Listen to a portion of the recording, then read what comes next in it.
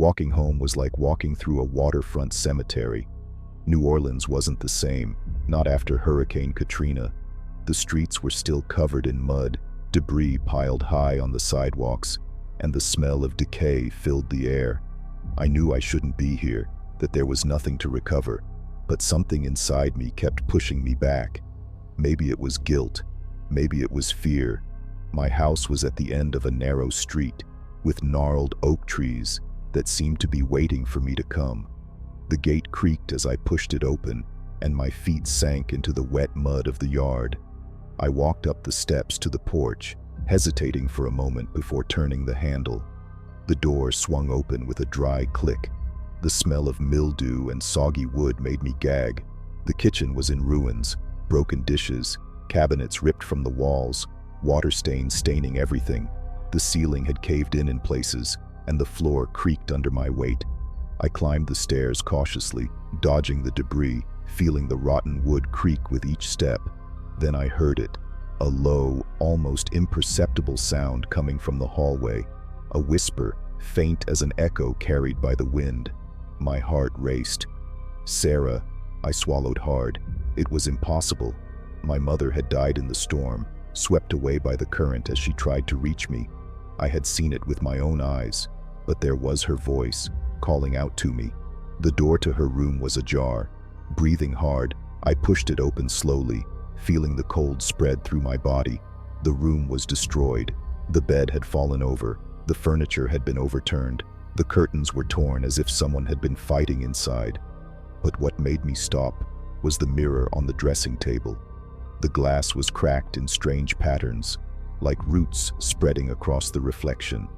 I took a step forward. My own eyes stared back at me from the other side, but something seemed wrong. The image was delayed.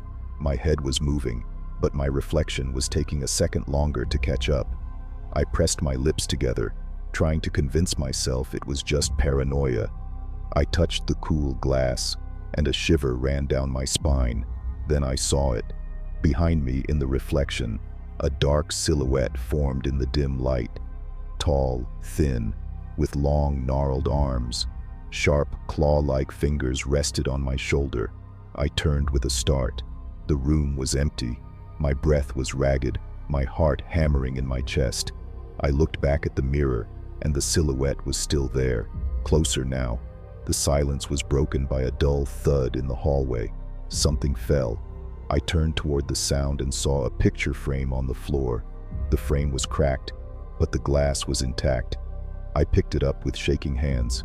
It was an old photo of me and my mother, sitting on the porch of our house. But something was wrong. My mother wasn't smiling like I remembered. Her eyes were dark, empty, and now they were looking directly at me. A gust of wind blew through the room, but the windows were closed. The mirror creaked, as if it were about to shatter. I felt a cold chill run up the back of my neck. I wasn't alone. My fingers gripped the frame tightly, the cold glass pressing against my skin. My mother's gaze in the photo seemed more intense, as if she were trying to tell me something. My breathing became heavy, and a knot tightened in my stomach. Then I heard it again. Sarah. The whisper came from the mirror. My muscles locked. My reflection was still there, but there was something wrong with it. Its eyes were too wide, and its expression wasn't mine. A sharp crack echoed through the room. The moonlight streaming through the window wavered for a moment, and I felt a sudden chill engulf me, as if the air itself had become heavy, suffocating. I took a step back, my knees almost giving way. The reflection in the mirror didn't follow me. My lungs stopped. My heart hammered in my chest as if it wanted to escape. Then the mirror moved. Not my reflection. The glass itself trembled, as if something inside it was trying to break free. The cracks slowly widened, like veins spreading through dead skin. Sarah! The voice was clearer now, more real. I knew I should run. Every instinct inside me screamed to get out of here, but my legs were rooted to the spot. My eyes locked on the mirror as the shadow inside it began to take shape. It was my mother, or something that looked like her. Her eyes were dark holes, her skin pale as if she'd spent years submerged in water. Her mouth opened, but there were no teeth, just endless emptiness. My lips parted in a silent scream. Then the mirror shattered. Shards flew across the room, and I fell backward, hitting the floor hard. The air was knocked from my lungs, but I tried to crawl away anyway. The room seemed to grow darker, as if the shadows had become solid. Suddenly, I felt cold hands around my ankles. I struggled, kicking and thrashing, but the grip was too strong. "Mommy!" I screamed without knowing why. The shadow that had been inside the mirror now stood before me, taking shape. Its face was indistinct. Its eyes were just dark holes that absorbed all the light in the room. "You left me." The voice was weak, like a whisper in water. My nails dug into the floor, trying to hold on. I tried. My voice trailed off, terror choking my words. The shadow leaned over me, its icy presence enveloping me completely. My body shook, my mind screaming for me to wake up from this nightmare. Then the bedroom door slammed shut, and a sharp wind rushed through me. The grip on my ankles disappeared. Crawling, I backed away to the corner of the room, my chest rising and falling in despair. The shadow retreated into the broken mirror, its form dissolving like mist. The room returned to silence. My breathing was erratic. My body was drenched in cold sweat. The mirror now reflected only an empty room, but I knew it was still there. I wasn't free. I never would be. The water hadn't completely receded when I returned to my home in New Orleans.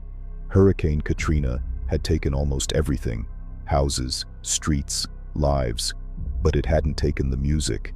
At least, that's what I wanted to believe. My grandmother always said that music was a bridge between worlds, an echo that never fades. Maybe that's why I could still hear her singing, even after everything. When I parked my car on the potholed street, night had already fallen. The houses around me were in ruins, some completely abandoned, others covered with boards, as if to protect themselves from another disaster. My house was still standing, but barely recognizable. The roof had caved in places, the windows were broken, and the porch had sunk in on one side. I went inside anyway.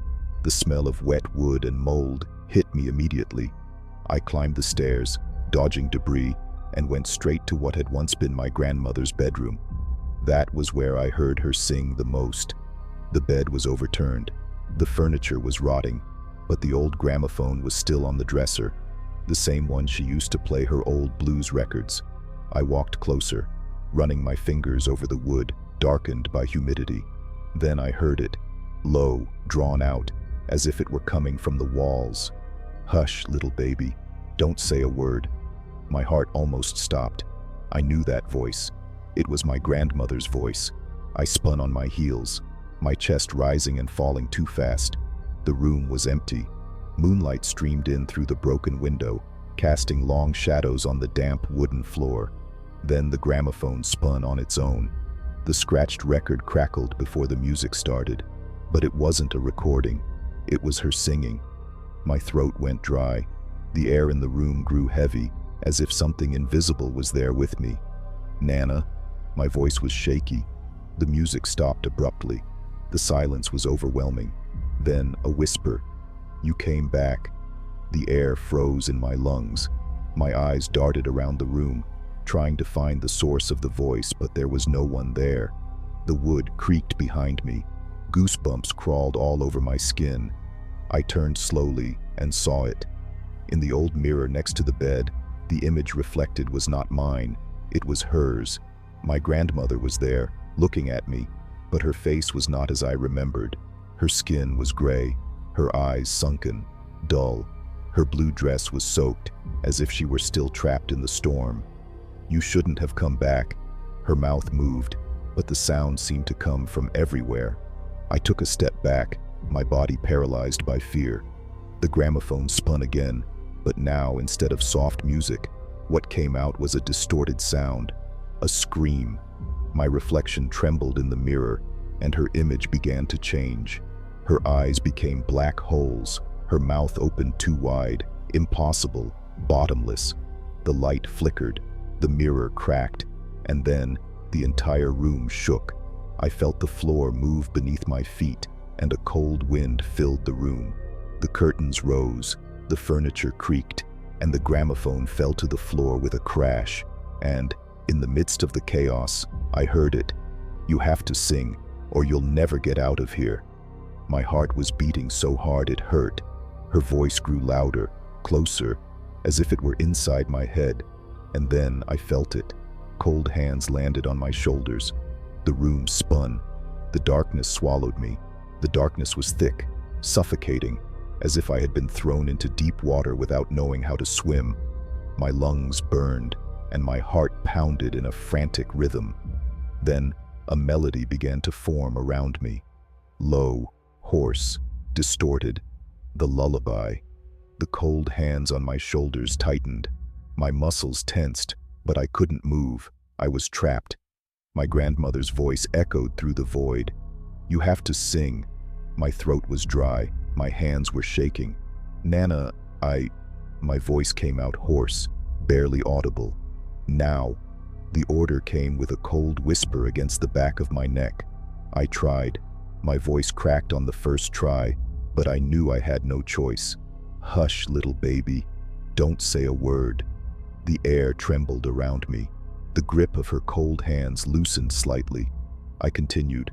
"Mama's gonna buy you a mockingbird." The emptiness around me slowly dissolved, shadows drifting away like mist being pushed by the wind. My legs began to loosen, my vision clearing. But then, her voice changed. "Sing louder." My lungs felt compressed, as if something invisible was squeezing my chest. "And if that mockingbird won't sing." The darkness split with a deafening crash. My body was thrown backwards, and suddenly, I was back in the room. But I wasn't alone. My grandmother stood there, in the middle of the destroyed room, the dim light of the moon reflecting off her damp, darkened skin. Her mouth moved soundlessly, her eyes sunken like bottomless wells. The gramophone spun on its own, creaking as if it were stuck in an endless loop. The reflection in the shattered mirror wasn't mine. It was hers. I wanted to run, but my legs wouldn't obey. She came closer, with each step a wet, sticky sound, as if she were walking through mud. "You've come home." Her voice was now an echo layered on top of each other, multiple layers of something that didn't belong in this world. My throat tightened. I came to say goodbye." She stopped. Her empty eyes flickered for a moment, as if something inside her still recognized me. "Goodbye." The mirror behind her began to vibrate, the cracked surface distorting like a moving lake. The lullaby still played in the background, but now it was slow, drawn out, fading into the air like a last breath of life. Then her eyes met mine, one last time, and she disappeared. The gramophone stopped. The mirror shattered completely, falling to the floor in pieces. The room fell silent. My chest heaved in despair, sweat dripping down my face. I didn't know how long I stood there, staring at the empty space where my grandmother had been. But I knew one thing. She was no longer trapped there. I picked up the gramophone, now inert, and left the room. The night outside was cold, but the air felt lighter, as if something had finally found rest. As I walked down the destroyed street, a gentle wind blew against me, and in the background, almost imperceptibly, I heard it. One last song. I returned to Pass Christian, Mississippi, 5 months after Katrina. The town still looked like a graveyard, full of destroyed houses, boats stranded where they shouldn't be, and the smell of rotting wood mixed with something I couldn't identify. The devastation had been so bad that the streets I knew no longer existed, but there was one thing that remained the same. The lighthouse. The solitary white structure still stood, defying the sea and the wind, as if the hurricane had never passed by. I parked the car near the beach, adjusted my cap on my head, and went out, breathing in the salty smell of the ocean. I shouldn't be there. I knew it well, but the lighthouse called to me in a way I couldn't explain. Maybe it was because my grandfather worked there when I was a child. He always said that lighthouses were eyes open to the sea, watching everything that came and went. The night before the storm, he told me about a man who, he said, lived in the lighthouse. When the waters rise, he walks, my grandfather had said, his gaze lost on the horizon. I laughed at the time, thinking it was just another fisherman's tale. But now, with the lighthouse there, lonely and imposing, I wondered if it really was just a tale to scare children. The iron gate creaked in the wind as I walked to the base of the building. The door was open, not broken or broken, just ajar, as if someone was waiting for me. I went inside.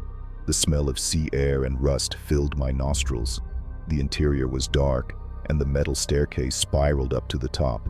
My footsteps echoed through the empty space as I climbed, each step creaking under my weight. The feeling of being watched grew with each flight of stairs. When I reached the lantern room, a cold wind blew through the space, even with all the windows closed. Then I saw it. In the reflection of the lantern's glass, someone was behind me. My blood ran cold.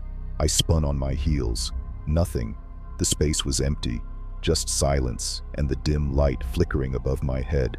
I looked back at the glass, and there he was, a tall, thin figure, hunched over like a dry twig. His skin was dark and damp, his eyes sunken and bright, like those of an animal on the prowl. But the worst thing was the smell. It was strong, suffocating, a mixture of salt and rotting flesh. The man with the lighthouse. My grandfather wasn't making this up. I tried to run, but my legs wouldn't obey. My lungs seemed incapable of drawing in air, as if the very environment had turned liquid around me. The reflection moved, but not just in the glass. Behind me, the sound of wet feet stepping on the metal floor. My entire body shivered. Then, a guttural voice, coming from somewhere between the wind and the crashing waves outside. "Did you come back to see?" My lips parted, but no sound came out. The footsteps came closer. In the reflection, he was closer now. His mouth opened, but it wasn't a normal mouth. It was a dark, endless hole, a void where the air seemed to be sucked out. "Don't look," the voice whispered. But I looked, and that was when everything went black. The world around me went black. Not pitch black, but black, solid, absolute. It was as if I had been torn from reality and thrown into the void. My body felt like it was floating, but at the same time, I felt something pulling me down. The smell of the sea was now unbearable. Then, a dim light flickered in front of me. The lighthouse. But it wasn't where it should have been. The structure seemed distorted, tilted, as if it were sinking into the water. Waves crashed against its walls, and with each flash of the lantern at the top, I saw things in the ocean. Silhouettes moving, pale arms sticking out of the water, eyes glowing in the darkness. And then, I saw him. The lighthouse man was there, standing between me and the light. He seemed bigger now, his dark, waterlogged skin glistening in the intermittent glow of the lighthouse. His eyes were two empty caverns, and his mouth. There was no bottom to his mouth. It was a black hole, a vacuum where the air seemed to be sucked in. "You looked." His voice came not from his mouth, but from the very space around us, like the echo of waves crashing against the rocks. I tried to speak, but my throat was dry. "You are part of this now." My feet were wet. I looked down. The water was rising, covering my ankles, then my knees. But this was no ordinary water.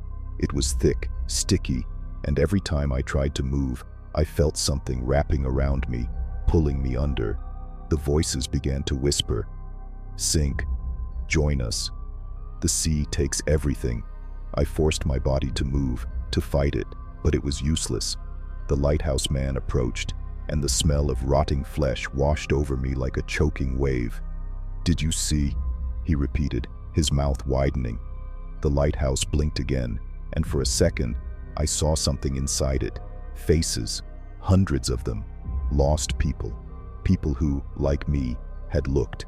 And then, a hand grabbed my wrist. Not his. It was strong, warm, unlike the suffocating cold around me. I was pulled back hard, and suddenly, The emptiness disappeared. My eyes flew open, and I was back, lying on the beach. The weak morning sun touched my face. The lighthouse was still there, standing firm, intact. But I wasn't alone. My grandfather was standing beside me. The problem was, he had died years before. He was looking at me with that same serene gaze as always, his hands in the pockets of the old navy blue coat he wore on cold days. "I warned you," he said, shaking his head. "Never look." I tried to speak, but before I could say anything, he began to disappear, like mist dissolving into the air. Then I heard one last thing, the sound of wet footsteps coming from the lighthouse. I've never been one to believe in ghost stories. I always thought they were just exaggerations, legends created to scare children and keep adults away from abandoned places. But that night, everything changed. The house I had bought in the Louisiana countryside seemed too perfect to be true. Big, spacious, and for such a low price that even the real estate agent hesitated before handing me the keys. The neighbors avoided talking about the place's past. They just said it was better left empty. But I've never been one to believe in superstitions. For the first few weeks, everything seemed normal. The house was old, full of strange creaks and cracks, but nothing out of the ordinary. But then the sleepless nights began. The first time I heard the footsteps was around 2 in the morning. I was downstairs, reading on the couch, when a soft sound, like a dress rustling against the hardwood floor, echoed in the upstairs hallway. I stood still, listening. Nothing. I thought it was my imagination and went back to my book. But then the footsteps continued. I took the flashlight with me as I climbed the stairs, each step creaking under my weight. The hallway was dark, the faint moonlight streaming in through the window at the end of the hall. All the doors were closed, except one, the one to the master bedroom. My heart pounded as I approached. As I pushed open the door, the light from the flashlight illuminated the empty room. The floor was covered in dust, the curtains fluttering slightly in the night breeze. But then I saw the mirror, and there, standing in front of it, was she, a woman dressed as a bride. Her dress was old, yellowed with age, and her veil covered her face, giving her an ethereal appearance, as if she were made of mist. She held a bouquet of dried, wilted flowers, her hands trembling slightly. My blood ran cold. I should have run, but I couldn't. "Who's there?" My voice was low, almost a whisper. She didn't turn around right away. She just tilted her head slightly to the side, as if listening to something I couldn't hear. And then, she turned. The veil lifted slightly in the breeze, revealing an incomplete face. Parts of it were there, but others seemed absent, as if someone had erased its existence, leaving only fragments of what had once been a human face. Its eyes were black, empty holes, sucking in all the light around it. The air grew heavy. My chest tightened. She took a step forward. The mirror behind her trembled. Cracks began to spread, like spider webs stretching across the glass. Something dark was moving within the reflection. "He promised." Her voice was an echo, a whisper filled with sadness and anger. My vision went black for a moment, as if I were about to pass out. I tried to move, but my feet were glued to the floor. The mirror exploded. Shards flew across the room, and I fell backward, falling against the doorframe. When I looked up, the woman was gone. The room was empty again, but the cold remained. Panting, I ran out of the house, stumbling down the porch steps, and that's when I saw it. A gravestone forgotten by time, nestled among the weeds. The name engraved on it was unfamiliar to me, but the date made me shiver inside. She had died on her own wedding day, and now she was still waiting for her groom. I wanted to believe I was dreaming, that it was all just a delusion brought on by fatigue and the stories whispered by my neighbors. But the cold wind against my skin and the dampness of the night assured me that it was real. The headstone in front of me was covered in moss, the letters worn away by time. I knelt down, running my fingers over the cool stone. The name engraved there was Margaret Delacroix. I had never heard of her, but the date made me catch my breath. November 13th, 1874, on the day of her own wedding. A shiver ran down my spine, and the feeling of being watched returned. I turned, expecting to see someone behind me, but there was only the dark house, the windows reflecting the moonlight like empty eyes. I had to get out of here. I hurried up the porch steps, trying to ignore the fact that my hands were still shaking. I went inside and locked the door behind me. I took a deep breath, trying to control my heartbeat, but then I heard it, inside, low, distant, as if it were coming from another time. Music, the waltz, it was playing again. I swallowed hard. I didn't have a record player or a radio on, but the music continued, echoing through the halls, as if the walls were singing to me. My legs moved on their own, guiding me down the hallway and into the ballroom. The dim moonlight illuminated the wooden floor scratched by time. In the center of the room, dust and shadows danced, as if they were trapped in an invisible waltz. Then, I felt the cold. Behind me, I turned on my heel, and there she was, the bride, standing in the middle of the ballroom, her veil fluttering slightly, her hands still holding the dead bouquet. The dress seemed to have gained color, as if the house itself was trying to recreate that night lost in time. But her eyes were still empty. He promised. Her voice was low, scratchy, as if she were trying to remember how to speak. My muscles tensed. "Who?" I asked, my voice coming out weaker than I would have liked. The music grew louder. She took a step forward. "He said he would come back." Her fingers tightened on the bouquet, and the dried petals fell like ash. "He swore he would never keep me waiting." The temperature dropped so low that my breath became visible. But he lied. The waltz ended with a long, distorted note, and then everything exploded. The windows shook, the house shuddered, the chandelier overhead swayed as if it were about to fall. The bride moved too quickly. In the blink of an eye, she was inches away from me. The veil fluttered, and I saw her face, or what was left of it. Her features were haggard, her skin pale and sunken, her eyes soulless, her lips parted, and inside her mouth there was only darkness. My instincts screamed at me to run, but there was nowhere to run. "You came in his place." Her voice broke into a mournful whisper. "Now, you'll have to stay." The house began to crumble. Furniture was thrown against the walls. The floor vibrated beneath my feet. A large mirror in the corner of the room split in half, reflecting dozens of writhing shadows. The bride raised her hand. I didn't feel her touch, but I felt my soul being pulled. An indescribable despair took over me, as if something invisible was ripping out every part of my essence. "No," I screamed, struggling to move. Her veil fluttered in the wind, and something in her expression changed. A moment. That was all I got. I ran in the opposite direction, tripping over the debris and crashing through the front door. The cool night air hit me hard.